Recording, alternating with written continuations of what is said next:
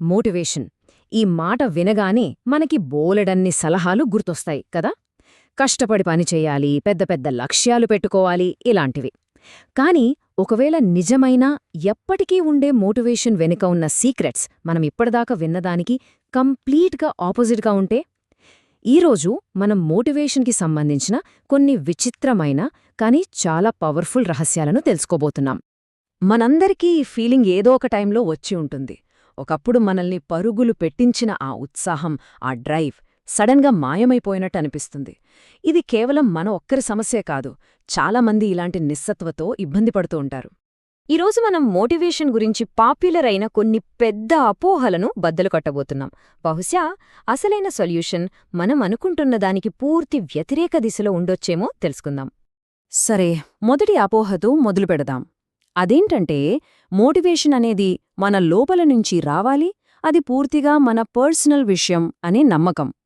కాని ఒకవేళ ఆ మోటివేషన్కి అసలు సోర్స్ మన బయట ఉందంటే? స్పెన్సర్ జాన్సన్ చెప్పిన ఈ మాటల్లోనే ఒక అద్భుతమైన వైరుధ్యముంది. ఆయన ఏమంటున్నారంటే, మన గురించి మనం ఆలోచించడం ఆపేసి వేరే వాళ్లకి హెల్ప్ చేయడం మొదలుపెడితే మనకే ఎక్కువ ఆనందం, సక్సెస్ వస్తాయట. విచిత్రంగా ఉంది కదా. ఇదే మనం మొదటి రహస్యం. ఈ ఐడియాకి ఒక పేరు కూడా ఉంది, రిలేషన్ షిఫ్ట్. అంటే ఇదొక రకమైన మైండ్ సెట్ మార్పన్నమాట. ఎప్పుడైతే మనం గురించి ఆలోచించడం పక్కన పెట్టి మన ఫోకస్ అంతా ఇతరుల మీద పెడతామో అప్పుడు మనలోనే తెలియని ఒక మోటివేషన్, ఒక గ్రోత్ స్టార్ట్ అవుతుంది. ఈ రెండు ఆలోచనా విధానాల మధ్య తేడా ఏంటో గమనించండి. ఎప్పుడూ మన గురించే ఆలోచించడం అనేది ఒక అద్దాల గదిలో ఇరుక్కుపోవడం లాంటిది. నేనెలా కనిపిస్తున్నాను, నలుగురు ఏమనుకుంటున్నారు అనే టెన్షన్తో బ్రతుకుతాం. కాని మన ఫోకస్ ఇతరుల వైపు మారినప్పుడు వాళ్లకి ధైర్యం చెప్తాం, వాళ్లలో ఉన్న బలాన్ని గుర్తిస్తాం. జాన్ లెనన్ అన్నట్లు ఇది ఇన్స్టెంట్ కర్మ లాంటిది. మనం మంచి చేస్తే ఆ మంచే వెంటనే మన దగ్గరికి తిరిగి వస్తుంది.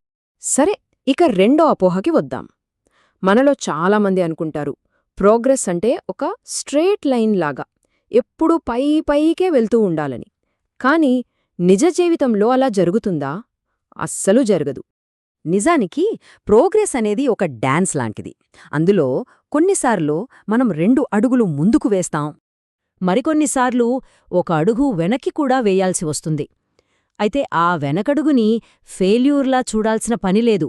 అది కూడా ఆ ప్రయాణంలో ఒక భాగం, ఆ డాన్స్లో ఒక స్టెప్ అంతే. ఇక్కడే నిరాశావాదికి ఆశావాదికి మధ్య తేడా మనకు క్లియర్గా కనిపిస్తుంది.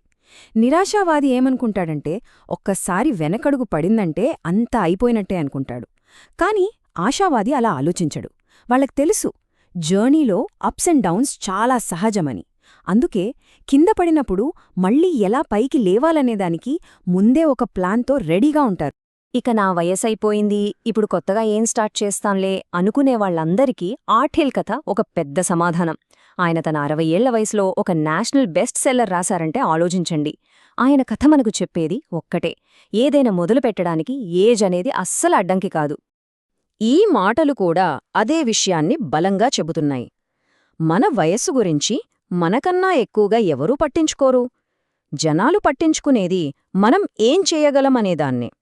సో అసలు అడ్డంకి మన వయసులో లేదు, మన ఆలోచనలోనే ఉంది. సైంటిఫిక్గా కూడా ఒక ఆశ్చర్యకరమైన విషయముంది. డాక్టర్ మాంటే బుక్స్బోమ్ రీసెర్చ్ ప్రకారం 25 ఏళ్ల వాళ్ల బ్రెయిన్కి 75 ఏళ్ల వాళ్ల బ్రెయిన్కి పనితీరులో పెద్దగా తేడా లేదట. వింటుంటే ఆశ్చర్యంగా ఉంది కదా. అంటే అసలు మ్యాటరే ఏజ్లో లేదు, ఆ బ్రెయిన్ని మనం ఎంత యాక్టివ్గా వాడుతున్నాం అన్నదానిలోనే ఉంది. ఇక ఫైనల్గా మూడోది, బహుశా అన్నిటికన్నా చాలా ముఖ్యమైన అపోహ. మనని రక్షించడానికి, మనని కాపాడటానికి ఎవరో వస్తారని ఎదురుచూడటం. దీనికి సమాధానం నిజమైన సెల్ఫ్ ఎస్టీమ్ అంటే ఆత్మగౌరవంలో ఉంది. ఇక్కడ ఆత్మగౌరవం అంటే మనల్ని మనం పొగడుకోవటం కాదు. దాని అసలైన అర్థం మనల్ని మనం బలంగా నమ్మడం, మన సంతోషానికి మనమే బాధ్యులమని గుర్తించడం. డాక్టర్ బ్రాండన్ మన ఆలోచనా విధానాన్ని పూర్తిగా మార్చేసే 2 విషయాలు చెప్పారు. మొదటిది, మనం ఎప్పుడూ వెళ్లని చోటును వదిలి వెళ్లలేం. అంటే మన ప్రస్తుత పరిస్థితిని ముందు పూర్తిగా యాక్సెప్ట్ చెయ్యాలి.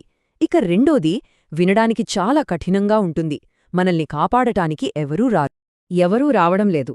ఈ మాట వినగానే మొదట కొంచెం భయంగా అనిపించొచ్చు. కాని ఒక్కసారి ఆలోచించండి, ఈ నిజాన్ని మనం ఎప్పుడైతే ఒప్పుకుంటామో అప్పుడే మనకు అసలైన స్వేచ్ఛ వస్తుంది. మన బాధ్యత మనమే తీసుకున్నప్పుడు మన పవర్ మన చేతుల్లోకొస్తుంది. చూడండి, ఎవరో వచ్చి కాపాడతారని ఆశతో బ్రతికితే మన రిలేషన్షిప్స్ అన్నీ భయం మీద, ఆధారపడటం మీదే ఉంటాయి. కాని ఎప్పుడైతే నాకు నేనే చాలు అనే కాన్ఫిడెన్స్ వస్తుందో అప్పుడు మనం కట్టుకునే బంధాలు ప్రేమ, గౌరవం మీద ఆధారపడి చాలా బలంగా ఉంటాయి. ఈ సంభాషణం మొత్తం విషయాన్ని ఒక్క వాక్యంలో చెప్పేస్తుంది. ఒకసారి డాక్టర్ బ్రాండన్తో వాళ్ల క్లయింట్ అన్నారట, కానీ నథానియల్ మీరు వచ్చారు కదా అని. దానికి ఆయన చాలా సింపుల్గా నిజమే, కాని నేను వచ్చింది ఎవరూ రారని చెప్పడానికే అని సమాధానమిచ్చారు. సరే, ఇప్పటిదాకా మనం తెలుసుకున్న ఈ 3 పవర్ఫుల్ సీక్రెట్స్ని మన కొత్త మోటివేషన్ ప్లేబుక్గా మార్చుకుందాం. ఎప్పుడూ మోటివేటెడ్గా ఉండటానికి ఈ 3 కీలకం. 1 మన ఫోకస్ని మనమీద నుంచి ఇతరుల వైపు మార్చటం. 2 ప్రయాణంలో ఎదురయ్యే డౌన్స్కి ముందే ప్లాన్ చేసుకోవటం. ఇక 3 మనల్ని మనమే రక్షించుకోవటం, ఎవరికోసమో ఎదురుచూడకుండా. చివరగా ఈ ఒక్క ప్రశ్న గురించి ఆలోచిద్దాం. మనల్ని రక్షించడానికి ఎవ్వరు రారని తెలిసినప్పుడు మనం ఎలాంటి వ్యక్తిగా మారబోతున్నాం? ఆ శక్తి మన చేతుల్లోనే ఉంది. దాన్ని ఎలా ఉపయోగించుకోవాలన్నది మనమే నిర్ణయించుకోవాలి.